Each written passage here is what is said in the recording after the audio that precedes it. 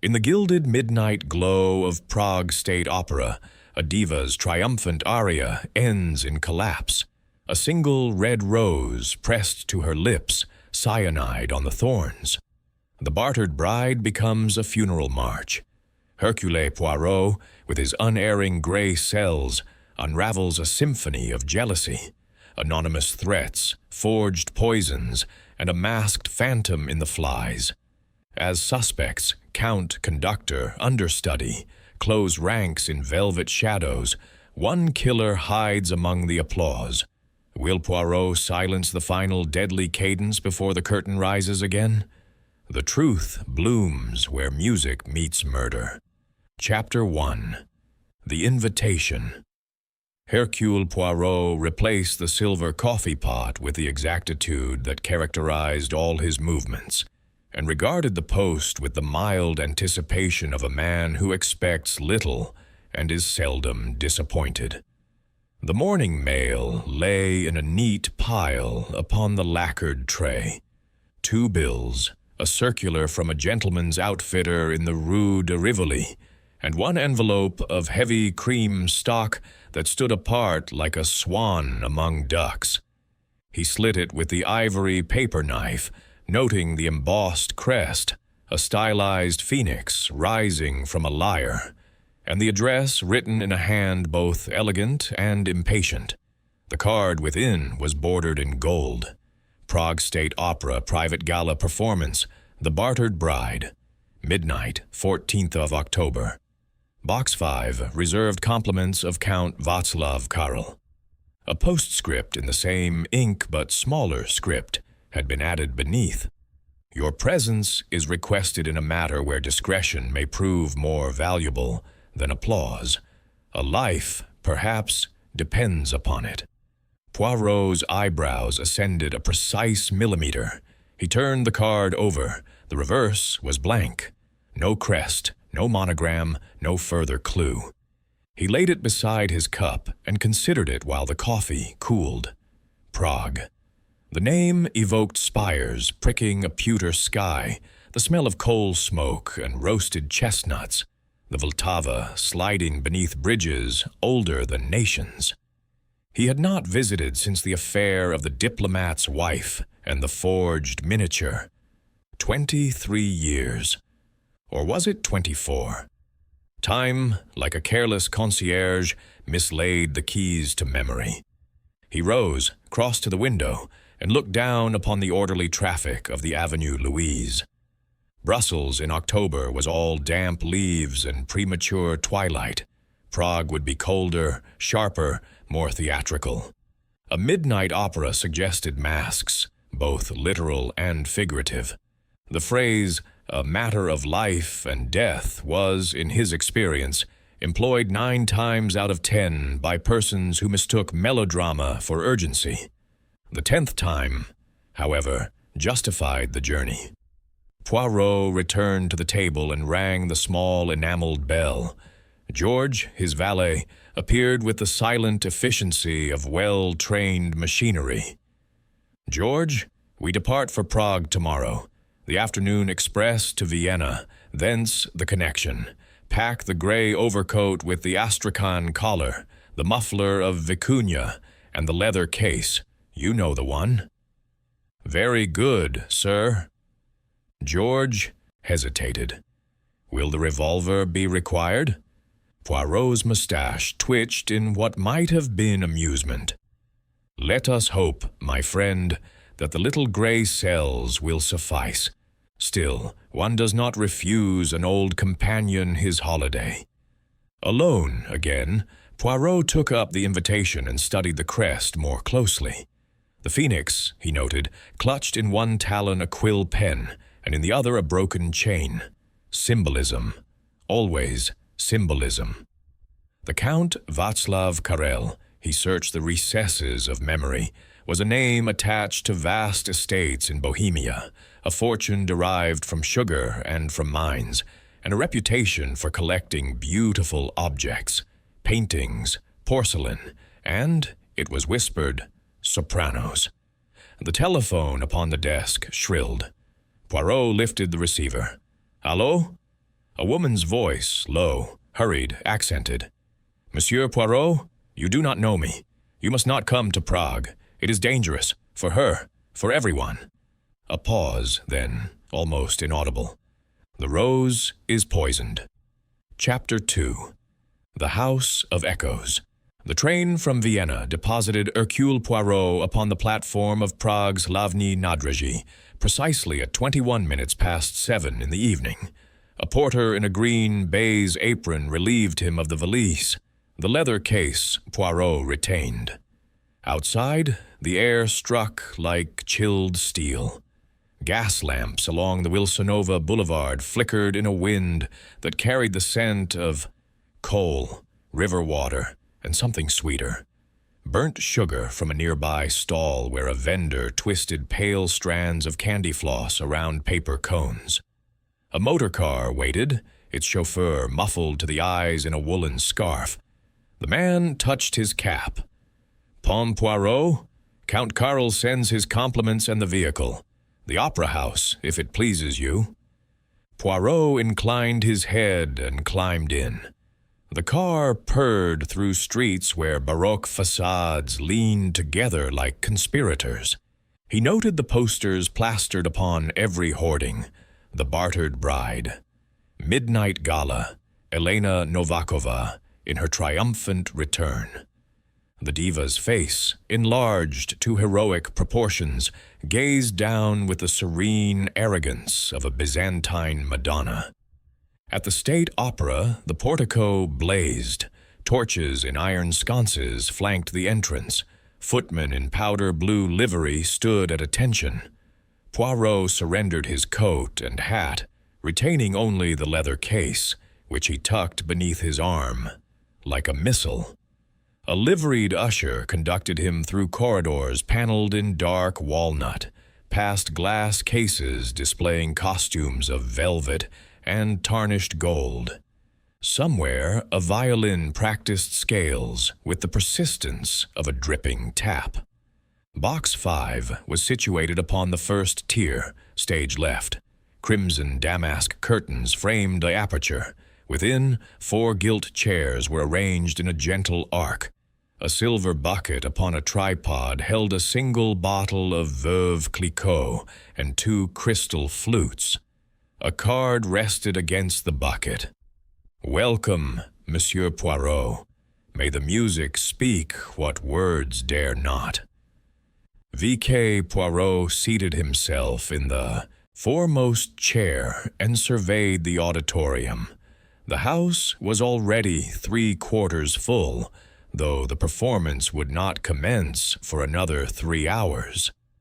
Society had come early to be seen. He recognized none of the faces, yet catalogued them with the precision of a naturalist pinning butterflies. In the royal box, center and slightly above, sat Count Václav Karel, 55, perhaps 60. Tall even when seated, silver hair brushed back like a lion's mane.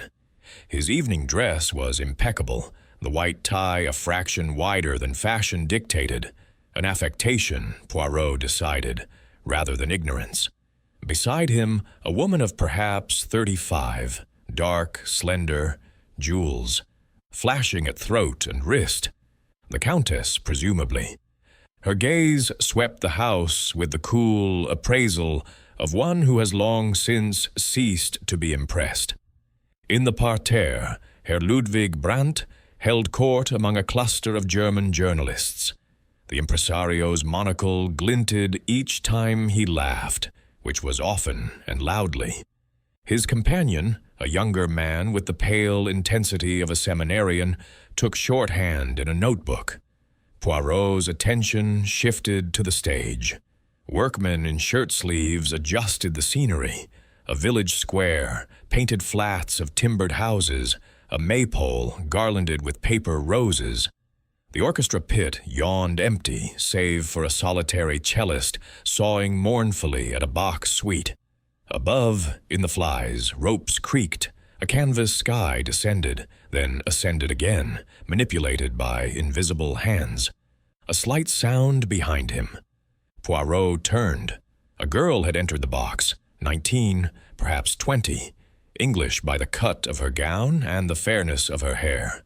Her cheeks were flushed, her eyes, wide and hazel, held the shine of unshed tears or excitement. "Mr. Poirot?" Her voice was low, hurried. "They said I might find you here.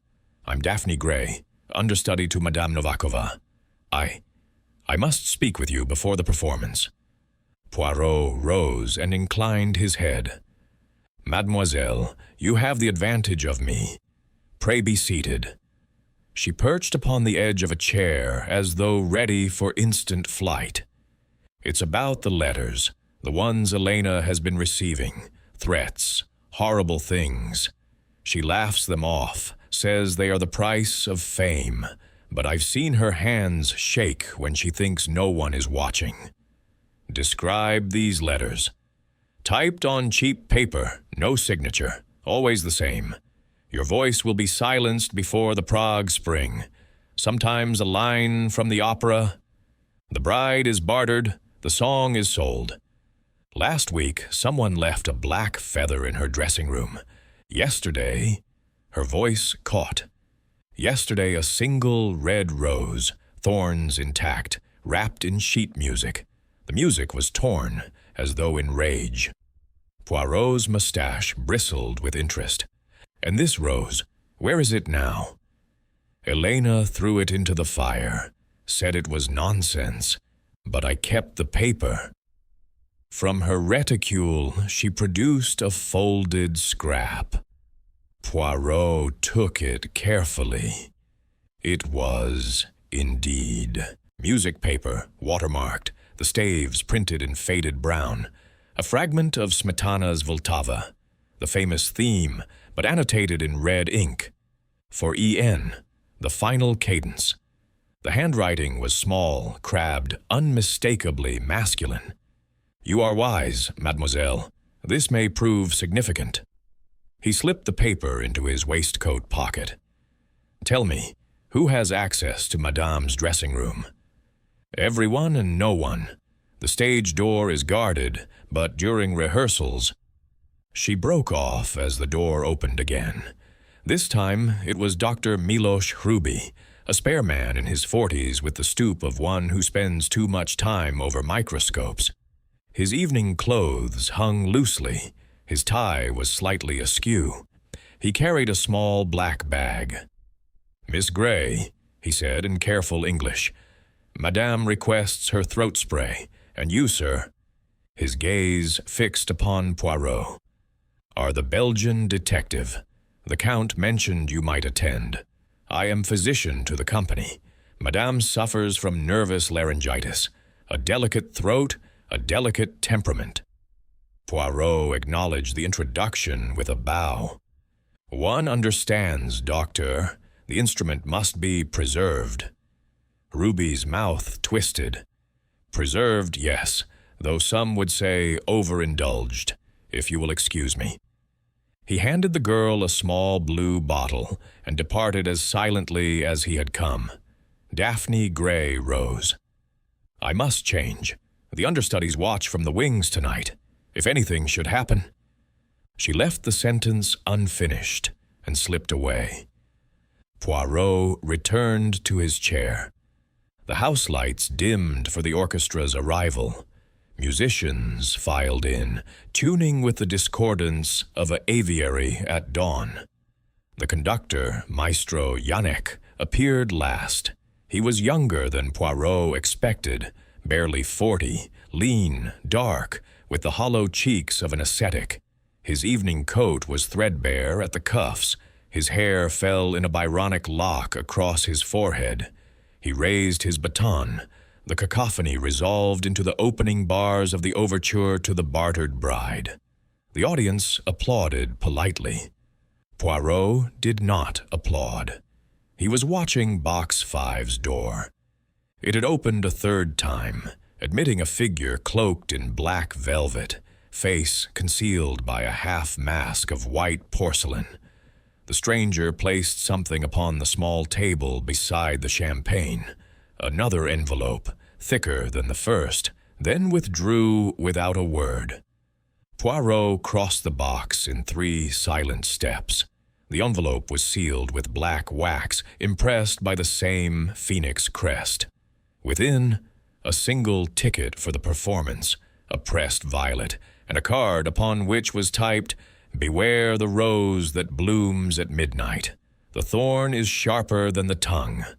The violet crumbled at his touch, releasing a faint, cloying perfume. Poirot's nostrils flared. Bitter almonds, hydrocyanic acid, diluted but unmistakable. He looked towards the stage. The village square now glowed under footlights. Villagers in embroidered costumes danced a polka. In the wings, barely visible, stood Madame Elena Novakova herself. She wore the peasant costume of Majenka, white blouse, crimson skirt, flowers woven into her golden hair. She lifted a hand to her throat, smiled at someone in the shadows, and stepped forward into the light. The clock above the proscenium arch showed 11:58. Poirot closed his fist around the crumbling violet. Somewhere in the house, a murderer prepared the final cadence. Chapter 3. The Curtain Falls. The overture reached its final flourish. The conductor's baton stabbed the air like a duelist's foil. The orchestra answered with a crash of cymbals. The house lights died. In the hush that followed, the stage curtains parted with the slow majesty of a cathedral door. Madame Elena Novakova stood alone beneath a single calcium spotlight. The peasant costume, so simple in design, became upon her a robe of state. She lifted her arms. The embroidered sleeves fell back like wings. The orchestra breathed the opening phrase of Majenka's first aria. Her voice soared, clear, effortless. A silver thread spun across the velvet dark. The audience leaned forward as one organism. Poirot, in box 5, felt the familiar prickle at the base of his skull, the sense that perfection is always a hair's breadth from catastrophe. The aria built to its climax. Madame extended one hand towards the boxes, a gesture at once pleading and imperious. From somewhere above, Poirot could not determine the exact source. A single red rose arced through the air, turning lazily, petals catching the light like drops of blood. It was aimed with theatrical precision at the diva's outstretched palm. She caught it. The audience exhaled in delight. A ripple of applause began. Madame pressed the rose to her lips in playful salute, then, with a flourish, crushed it against the lace at her bosom. The applause swelled. 3 seconds later, she swayed. It was the smallest movement, a mere uncertainty of balance, yet Poirot was already on his feet. The rose slipped from her fingers and fell, striking the stage with a soft thud that carried to the furthest gallery. Madame's hand flew to her throat. Her mouth opened. No sound emerged. She took one step backward, another, then folded at the knees with the grace of a marionette whose strings have been cut. The orchestra faltered. A violin squealed. The conductor's baton froze mid-beat. For an instant, the entire house seemed suspended in amber. Then came the scream, not from the audience, but from the prompter's box. A woman's voice, raw, animal. "Elena, Bože můj, Elena." Pandemonium. Poirot was moving before conscious thought intruded. He flung open the door of box 5, descended the curving staircase 2 steps at a time, his patent shoes slipping on the marble. Ushers scattered like quail. In the stalls, men stood upon seats. Women clutched one another. The house lights blazed up, harsh and merciless. He reached the orchestra pit as the first musicians clambered out. The conductor, Maestro Yannick, vaulted the rail with surprising agility. and knelt beside the fallen singer. Poirot pushed through. "Stand back! Air! Give her air!" Madame lay on her back, arms flung wide, the crimson skirt spread like a pool of blood. The red rose rested upon her breast, petals already wilting. Her eyes were open, fixed upon the painted ceiling. Her lips were parted in a small, surprised O. A faint flush colored her cheeks, cherry red, unnatural. Poirot knelt. He touched 2 fingers to the carotid artery. Nothing. He lifted the rose by its stem, careful to avoid the thorns, and brought it to his nostrils. The scent was sweet, cloying. Beneath it, the unmistakable bite of bitter almonds. "Cyanide," he said quietly. "Prussic acid, almost certainly." Count Carroll arrived breathless, his silver hair disheveled. "Mon Dieu, Poirot, what has happened?" "Murder, monsieur, swift, silent, and in full view of 2,000 witnesses." Dr. Ruby pushed through the growing knot of people. His medical bag swung open, vials clinked. He dropped beside the body, pressed an ear to her chest, then straightened, face grim. "Dead. 3 minutes, perhaps 4. The pupils." He lifted one eyelid with a thumb. The iris was a fixed black coin. "Mydriasis. Classic." Poirot's gaze swept the stage. The prompter, a middle-aged woman in black bombazine, was being supported by 2 stagehands. Her mouth worked soundlessly. In the wings, Daphne Gray stood as though turned to salt, one hand pressed to her lips. Herr Brandt's monocle dangled from its ribbon. His face was the color of putty. "Clear the stage," Poirot ordered. "No one is to leave the auditorium. The doors, seal them. Capitaine Hastings." He caught himself. Hastings was in Argentina. No matter. Someone fetch the police. At once. A uniformed inspector appeared within minutes, accompanied by 4 constables. Poirot recognized the type. Competent, harassed, out of his depth in the presence of aristocracy and art. He introduced himself with a card and a bow. "Inspector Václav Dvořák, at your service. This is irregular. Murder seldom consults the program. Mon inspecteur. Observe." Poirot indicated the rose. "Delivered from above, caught by the victim, pressed to mouth and costume. The poison was upon the petals or the thorns, though thorns, I think, are a blind. The quantity required would be visible." Dvořák sniffed the rose and recoiled. "Bitter almonds, hydrocyanic acid." "Precisely. A few drops, volatilized by the heat of the lamps, inhaled or absorbed through the lips. Death in minutes." The inspector turned to the conductor. "Maestro Janek, you were closest. Did you see who threw the rose?" Janek's face was a mask of controlled anguish. "From the flies, I think. A shadow. Nothing more. The lights—" Poirot's eyes narrowed. "The flies are reached by the iron staircase behind the proscenium.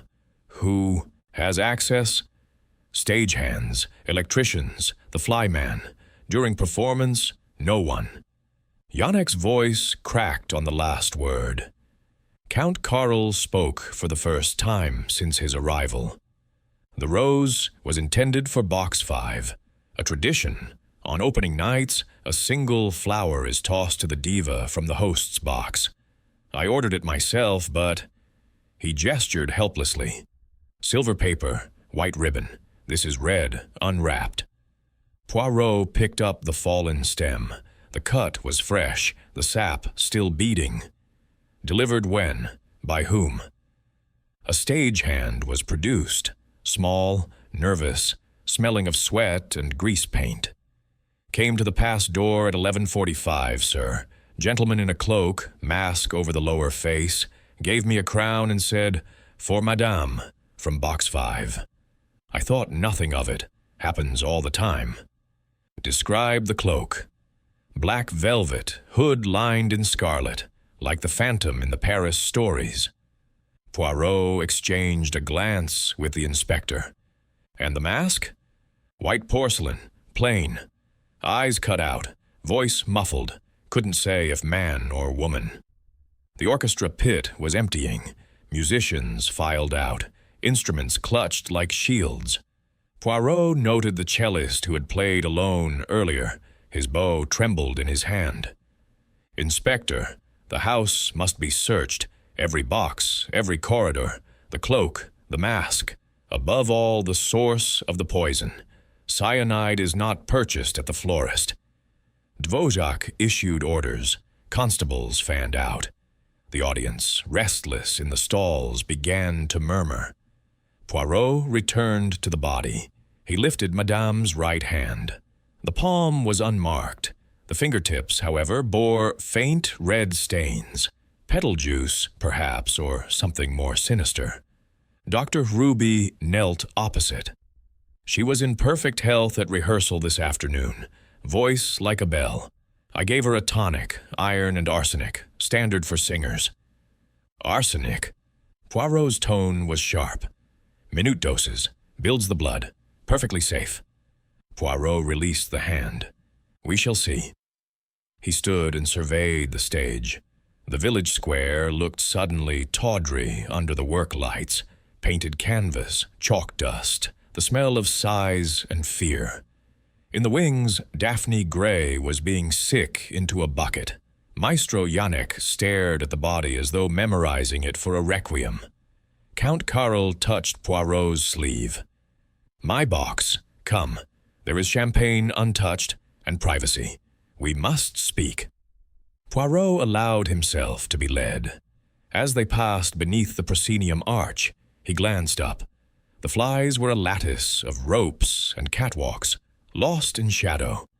Somewhere above, a murderer had stood, patient as a spider, waiting for the perfect cue. In box 5, the champagne had gone flat. The mysterious envelope lay where the masked figure had left it. Poirot opened it again. The typed warning seemed to pulse in the gaslight. Count Carroll poured 2 glasses with unsteady hands. "I engaged you, Poirot, because of the letters." Elena laughed, but I did not. Tonight was to be her triumph, and mine. Now it is a tragedy, Poirot finished. But tragedies, monsieur, have authors, and authors leave signatures. He raised his glass to the empty stage below, where the red rose lay like a wound upon the boards. "To the truth," he said softly. "May it rise sooner than the curtain." Chapter 4. The little gray cells assemble. The manager's office had been transformed into a tribunal. A long mahogany table, usually reserved for contracts and cognac, now bore a green-shaded lamp, a telephone, and a silver tray with coffee gone cold. 7 chairs were arranged in a semicircle facing the door.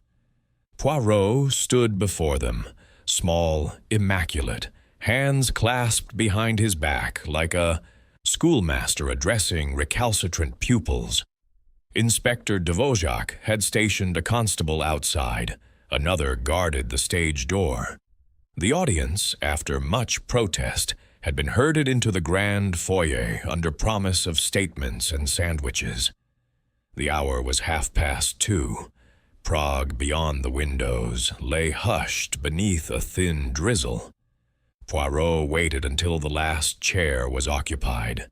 Count Karl sat at the center, flanked by the Countess, whose jewels had been replaced by a black lace mantilla. Herr Brandt polished his monocle with unnecessary vigor. Dr. Ruby nursed his medical bag upon his knees. Maestro Yannick stared at the carpet as though it might open and swallow him. Daphne Gray, pale but composed, twisted a handkerchief into a rope. The 7th chair remained empty. Reserved, Poirot explained for the truth. He began without preamble. "Mesdames et messieurs, We are met to examine a crime of precision. Madame Novakova died at 12 minutes past midnight, in the presence of 2,000 witnesses, yet no hand was seen to strike the blow. The weapon was a rose, the poison, hydrocyanic acid, the method, ingenious, the motive, obscure. Let us proceed with order and method. He placed the fatal rose, now wrapped in tissue, upon the table. Beside it he laid the scrap of music paper Daphne Gray had given him, the typed warning from the masked visitor, and a small glass vial stoppered with cork. "This vial," he said, "was discovered 10 minutes ago in the flies, concealed behind a sandbag. It contained 3 drachms of prussic acid, sufficient to fell a regiment. The label is from the pharmacy of Pan Apothecary Novotny in the Mala Strana. The prescription was filled yesterday, signed M. Ruby." The doctor started. "Impossible. I keep no such poison. My bag contains only—" "Only what, doctor?" Poirot's voice was silk over steel. "Laudanum, iron tonic, arsenic in minute doses. You are a man of science. You know the volatility of cyanide. A drop upon a moist surface, warmed by footlights, becomes vapor. The rose was dipped, allowed to dry, then delivered. The thorns were a diversion." Ruby opened his bag with trembling fingers. Vials clinked. "See for yourself. No, cyanide." Poirot inclined his head. "We shall, but first the rose itself. It was not ordered by the Count, though tradition demanded a flower from Box 5. A stagehand received it at 11:45, wrapped in nothing, handed over by a figure in black velvet and white mask. The same figure, perhaps, who left this. He tapped the typed warning.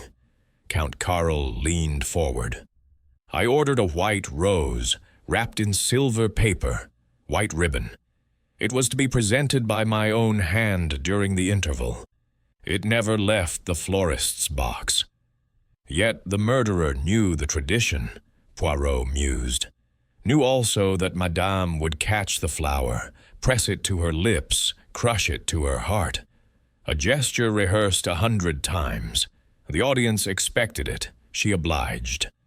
Daphne Gray spoke for the first time, her voice small. She always did that, said it brought luck, the thorn pricking the finger, blood for the gods of song. "Superstition," Brant snorted. "Elena lived on superstition. Black feathers, broken mirrors. She laughed, but she kept a rabbit's foot in her dressing room." Poirot's eyes gleamed. "And the letters? Miss Gray has shown me one.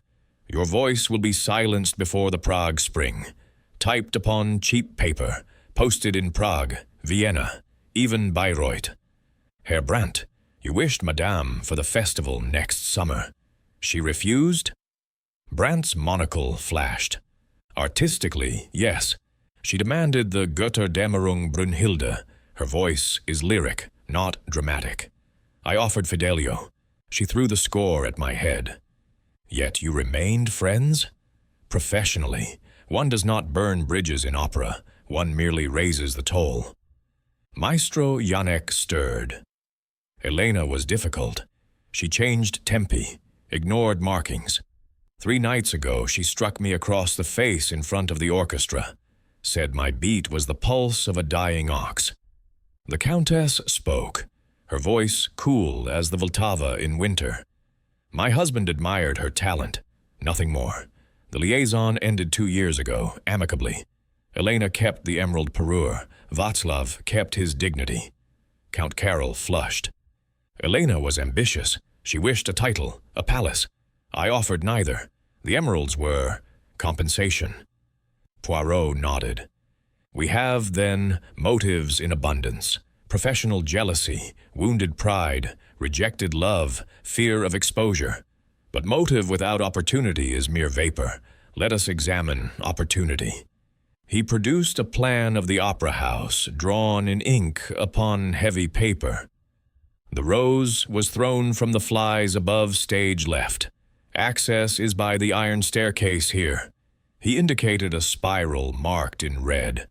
Or by the catwalk from the paint bridge. At 11:45, the stage was alive with workmen. The flyman, Pan Svoboda, swears no stranger passed. Yet the poisoner must have ascended earlier, concealed the vial, prepared the rose. Inspector Dvořák cleared his throat. We have questioned Svoboda. He admits to stepping out for a cigarette at 11:30. 5 minutes, no more. The staircase was unguarded. 5 minutes, Poirot repeated. Sufficient for a man or woman familiar with the house. Who among you knows the flies intimately? Janek raised a hand. I rehearse there sometimes. The acoustics are pure. Ruby shrugged. I treated a stagehand for a splinter last week. I know the way. Brant laughed shortly. I once hid there to avoid a soprano's husband. The view is excellent. Daphne Gray whispered. Understudies watch from the wings. We see everything. The Countess merely smiled. I have never climbed higher than the dress circle. Count Carroll was silent. Poirot continued. The poison itself, prussic acid, is not carried in a lady's reticule. It requires a laboratory or a physician's dispensary. Dr. Hruby, your clinic is in the Old Town? Josefska Street, but I keep no cyanide. Rats are not my patients. Yet the prescription bears your signature. Forged, then. Any clerk could imitate it. Poirot turned to the inspector.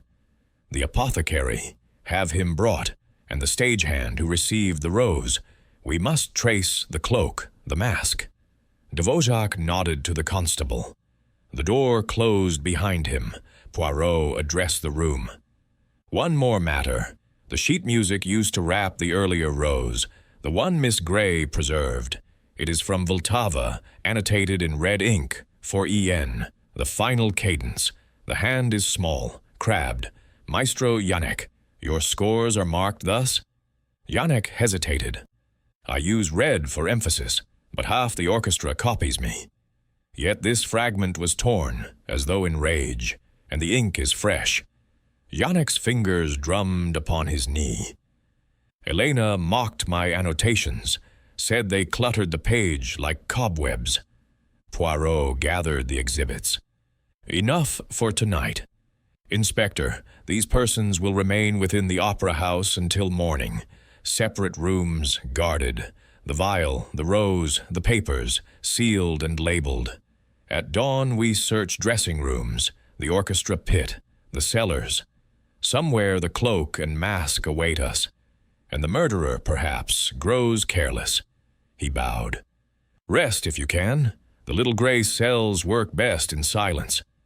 As the suspects filed out, Poirot lingered. He lifted the rose, turned it in the lamplight. A single petal detached and fluttered to the table like a dying moth. Poor Elena, he murmured. You sang of bartered brides, but it was your own heart that was sold, for a handful of emeralds and a moment of applause. He extinguished the lamp.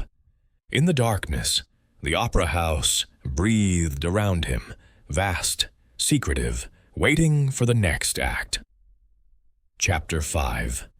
Voices in the Dark. The opera house at 4 in the morning is a different creature. The chandeliers are hooded in dust covers. The corridors echo with the creak of cooling pipes and the distant drip of a cistern. Poirot moved through it like a black cat, the beam of his pocket torch cutting a narrow path. Inspector Dvořák had retired to the manager's couch with a bottle of Slivovitz and a promise to rise at 6. The suspects slept, or pretended to, in dressing rooms converted to cells. Poirot had no intention of sleeping. He began with Madame Novakova's room. third door along the star corridor. The name on the brass plate had already been unscrewed, a stagehand superstition. Inside, the air was thick with the ghost of gardenias and the sharper tang of grease paint. A cheval glass reflected the torch's eye. Upon the dressing table lay the debris of a diva's life. Powder puffs like deflated moons, a jar of cold cream, a silver-backed brush entwined with golden hairs. A costume rail held the crimson skirt and white blouse, now folded with funereal care. Poirot opened drawers. Sheet music, telegrams. Break a leg, darling, Munich. A photograph of a younger Elena arm in arm with a dark man whose face had been scratched out. In the bottom drawer, wrapped in tissue, the emerald parure, necklace, earrings, bracelet, each stone the size of a pigeon's egg.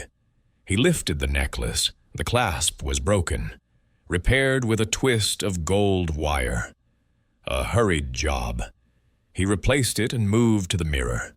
Behind the glass, a narrow cupboard. Inside, a row of throat sprays, a bottle of laudanum, half empty, and a small tin labeled Pastille Valda. He opened it. The pastilles were black, aniseed-scented. One had been hollowed out and refilled with white powder. Arsenic, perhaps. He pocketed the tin.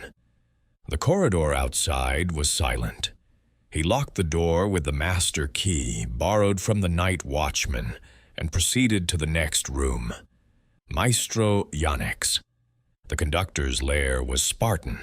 A narrow cot, a music stand, scores stacked like bricks. Upon the stand lay the bartered bride, margins black with annotations. Poirot compared the red ink to the scrap from the rose wrapper, identical hue, identical nib. He turned pages. In Act 2, where Majenka sings of betrayed love, a single line was underlined thrice. I am bartered, I am sold. Beside it in the same crabbed hand, and silenced. A desk drawer yielded letters, bills, a contract from the Vienna Staatsoper, and one envelope postmarked Bayreuth. Inside, a single sheet. Your services will not be required next season. L. Brandt. The paper was heavy, watermarked. Poirot folded it into his waistcoat. He was crossing to the cot when his foot struck something metallic. A silver flask, half concealed beneath the pillow. He unscrewed the cap. Slivovitz, but beneath the plum brandy, a faint, unmistakable whiff of almonds. He stoppered it and slipped it into his pocket. The third room belonged to Dr. Hruby. It smelled of carbolic and wet wool. A portable dispensary stood open, shelves of bottles, a spirit lamp, a mortar stained blue. Poirot's torch lingered on a row of ampules. One was missing from its slot. The label read, Acid, Hydrocyanic, Dill. He lifted the tray. Beneath lay a prescription, pad. The top sheet was blank, but the carbon beneath bore the imprint. Prussic acid, 3 drachms, M. Ruby. The date was yesterday. Footsteps in the corridor. Poirot extinguished the torch and stepped behind the door. The handle turned. A sliver of light from the passage revealed Daphne Gray, wrapped in a man's dressing gown, hair in a single plait. She entered, closed the door softly, and went straight to the dispensary. Her fingers found the empty slot. She gave a small, distressed sound. Then she opened the mortar and sniffed. Her shoulders sagged. Poirot switched on the torch. Mademoiselle. She spun, hand to her throat. Mr. Poirot, you frightened me. Forgive me. You seek something? I couldn't sleep. Dr. Hruby gave me a sedative earlier. I thought another dose. Her eyes flicked to the empty slot. Prussic acid is hardly a sedative. She flushed. I don't know what you mean. Come, we will speak plainly. You were Madame's understudy. You coveted the role. Tonight you have it, by default. Her chin lifted. "I'm sorry she's dead, truly, but I didn't kill her. Yet you searched the doctor's room at 4 in the morning. I heard noises, I thought." She stopped. "There's something else. In the flies. I saw it earlier, before the police sealed the staircase." "Show me." They climbed the iron stairs in single file, Poirot's torch picking out rungs slick with condensation. The flies were a cathedral of shadows, ropes thick as pythons, canvas flats stacked like dominoes. Daphne led him to the rail above stage left. A sandbag lay split. Sand had trickled across the boards. Beside it, a scrap of black velvet caught the light. Poirot knelt. The velvet was torn from a larger garment, edges raw, threads white. He turned it over. Pinned to the lining was a white porcelain mask, cracked across one eye.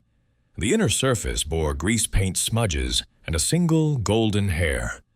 "Elena's," Daphne whispered, "from her wig." Poirot's torch swept the catwalk, footprints in the dust, small, narrow, a woman's shoe. They led to a pile of discarded scenery. Beneath a painted backdrop of a bohemian forest lay a bundle, the black velvet cloak, hood lined in scarlet. In the pocket, a pair of kid gloves stained rust brown at the fingertips. "Blood?" Daphne asked. "Petals, perhaps, or poison." Poirot lifted the cloak. The hem was weighted with lead shot, standard for stage garments, but one weight had worked loose. He examined it. The shot was not lead, but glass, filled with clear liquid. He held it to the torch. A faint vapor curled inside. They descended in silence. In the wings, Poirot paused beside the prompt corner. The prompter's score lay open at Majenka's entrance. A margin note in pencil. Rose Q, 1207. The handwriting was not the prompter's. Dawn was graying the high windows when Poirot returned to the manager's office. He laid his finds upon the table, the pastilles tin, the flask, the prescription carbon, the mask, the cloak, the glass weight. Then he telephoned the prefecture and requested a chemist. Inspector Dvořák arrived bleary-eyed, coat unbuttoned. "You have been busy, monsieur." "Busy and enlightened. Observe." Poirot uncorked the flask. Slivovitz laced with cyanide, enough for a single dose. The doctor's prescription forged. The cloak worn by a woman. Note the perfume, gardenia, and the hair. The mask cracked in haste. The weight, he held it up. A reservoir. The poison was poured here, the shot replaced. When the cloak was whirled, a drop fell upon the rose, waiting below. Dvořák whistled. "But who?" "That is the final cadence. We have means, opportunity, motive in plenty. Now we need the voice that ties them." He rang the bell for coffee. While they waited, he arranged the clues like a hand of patience. The murderer knew the tradition of the rose from box 5, knew Madame's gesture, knew the flies, the pharmacy, the taste of Slivovitz. Above all, knew that a cracked mask and a torn cloak would betray a woman in haste. The coffee arrived with the chemist, a thin man with ink-stained fingers. He tested the flask, the weight, the pastilles. 10 minutes later, he delivered his verdict. Prussic acid in all 3. The concentration in the weight matches the vial from the flies. The pastilles contain arsenic, chronic dosage. Poirot nodded. Enough to weaken the throat, perhaps, to force reliance on the doctor. He turned to Dvořák. "Wake the suspects. We rehearse the final scene." As the inspector departed, Poirot stood at the window. Prague stirred below. Milk carts, a lamplighter extinguishing the last gas flame, the Vltava catching the first pale light. Somewhere, a church bell tolled 5. He touched the cracked mask. "Poor Elena," he murmured. You sang of love, bartered for gold, but it was jealousy that bought your silence. The little gray cells, tireless, turned like clockwork toward the inevitable revelation. Chapter 6. The score settles. The orchestra pit had been cleared of chairs and music stands. In their place stood a single conductor's podium, borrowed from the rehearsal room, its brass rail gleaming under the work lights. At 7 o'clock, precisely, the suspects were marched in, one by one, and arranged upon the risers where the violins usually sat. They looked diminished without the armor of evening dress. Count Karl in shirt-sleeves, the Countess wrapped in a borrowed shawl, Herr Brandt nursing a hangover behind dark spectacles. Dr. Hruby's tie was askew. Maestro Janek's eyes were red-rimmed. Daphne Gray clutched a cup of coffee as though it were a life-belt. Poirot took the podium. Inspector Dvořák stood at his left, notebook open, a sergeant with a stopwatch at his right. The chemist hovered in the wings, white coat flapping like a surrender flag. "Mesdames et messieurs," Poirot began, "we approach the final cadence. The murder of Madame Novakova was not a crime of impulse, but of orchestration. Every note was prepared, every rest calculated. Let us now play the score as it was written." He lifted the cracked porcelain mask and held it to the light. Item 1, the disguise. White porcelain, purchased at the carnival shop in Siletna Street 3 days ago. The clerk remembers a woman, tall, veiled, speaking Czech with a slight German accent. She paid in crowns and asked for something plain, something forgettable. Brandt removed his spectacles. Half the sopranos in Europe buy masks there. Precisely, but only one left a golden hair inside. Poirot produced a glassine envelope. From Madame's wig, yes, but also from the head of her understudy, who borrowed the wig for a costume fitting yesterday afternoon. Daphne Gray's cup rattled in its saucer. Item 2, the cloak.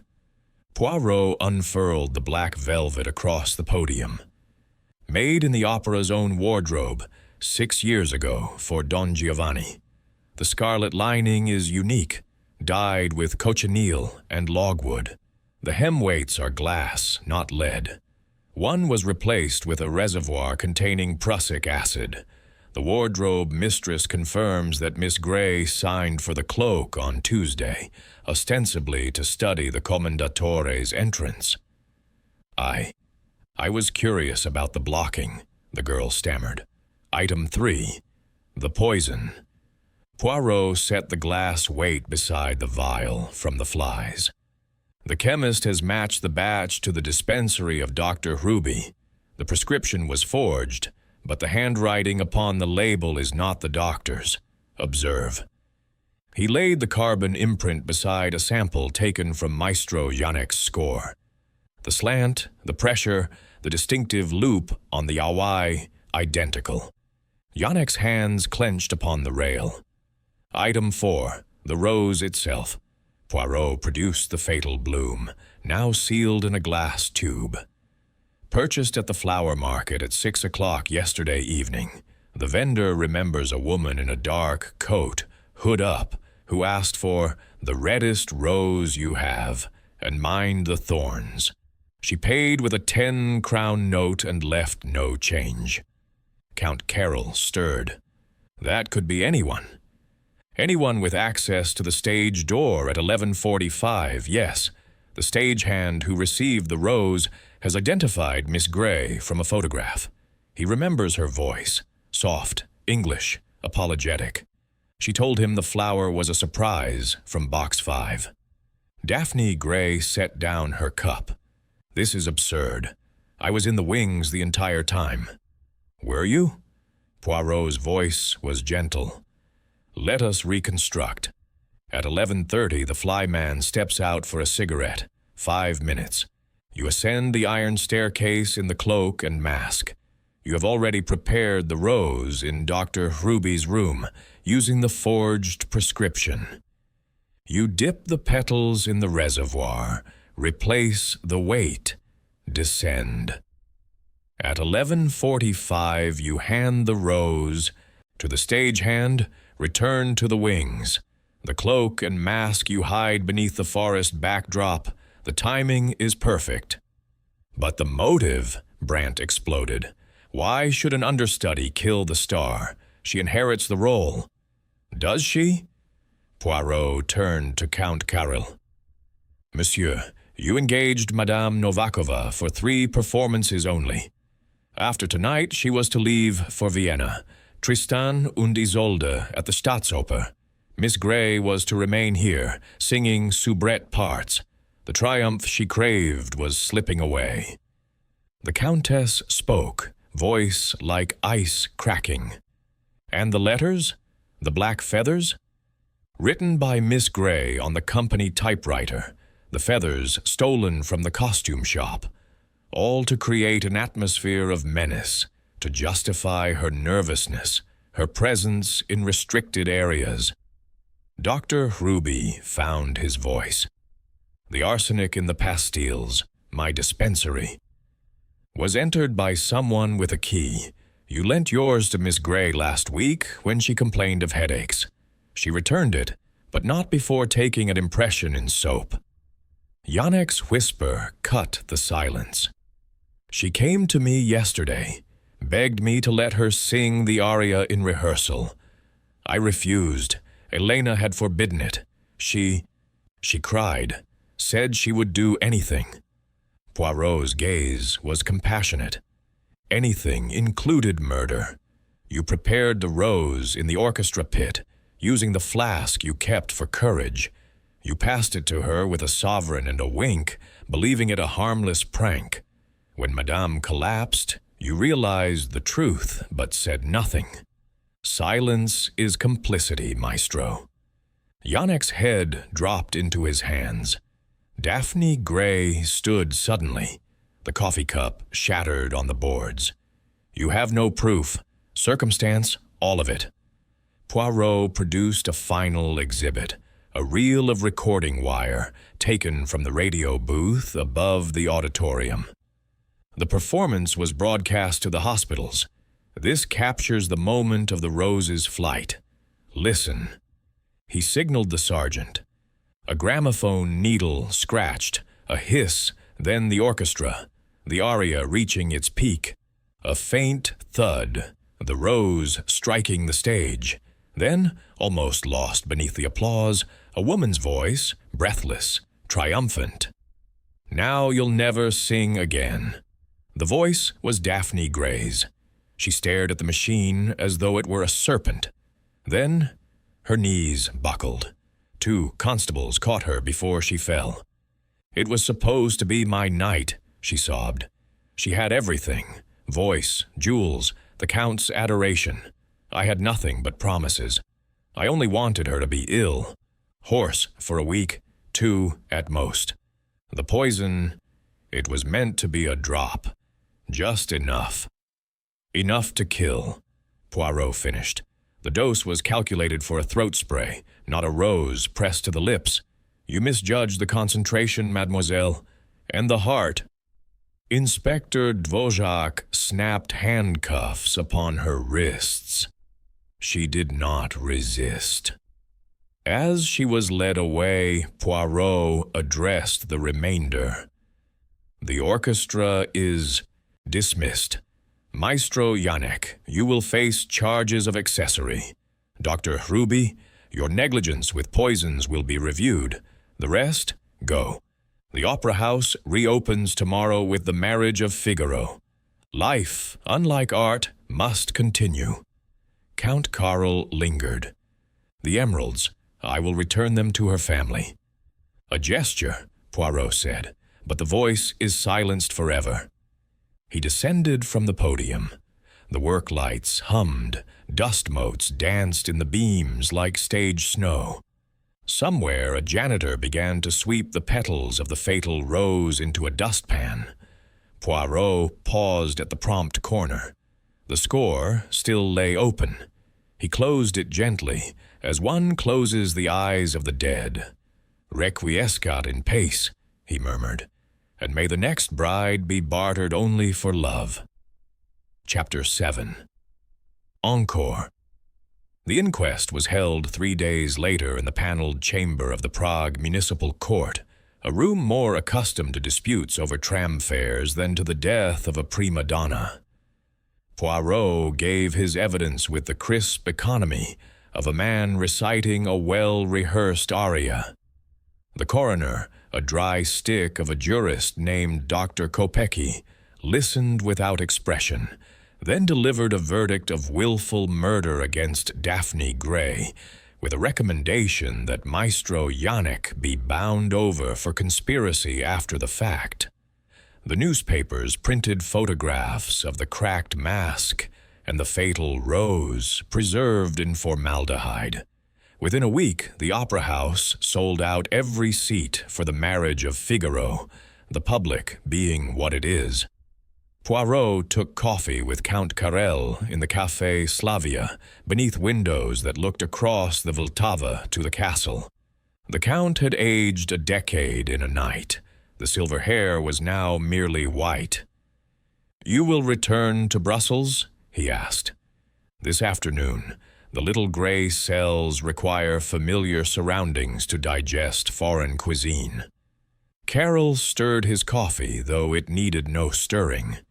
"The emeralds. I have sent them to Elena's sister in Brno. There was a letter with them.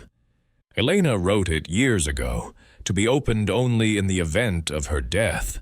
She named Daphne as her heir, should anything happen. The girl was her protégée, you see. Elena paid for her lessons, her gowns, even the room in the pension.